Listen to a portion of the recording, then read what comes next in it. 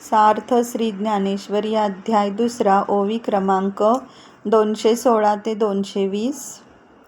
जैसे पर्वत वज्राते ना तरी सर्प गरुडाते, तैसे अर्जुना हे तू ते मानिती सदा.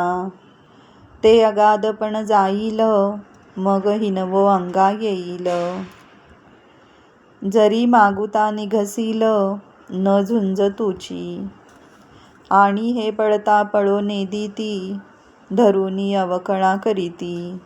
न गणित कुटी बोलती ऐकता तुझ, मग ते वेळी हिये फुटावे आता लाठेपणे का न झुंजावे. हे जिंतले तरी भोगावे महितळ, ना तरी रणी येथ झुंजता वेंचले जीवित. तरी स्वर्गसुख अनकळीत पावसील. अर्थात ज्याप्रमाणे पर्वत वज्राला किंवा सर्प गरुडाला समजतात, त्याप्रमाणे हे कौरव तुला नेहमी समजत आहेत. तेव्हा आता युद्ध न करिता जर परत फिरशील तर ही तुझी थोरवी नष्ट होऊन तुला हीनत्व प्राप्त होईल. बरे, पळून जाऊ म्हणशील तर हे तुला जाऊ देणार नाहीत.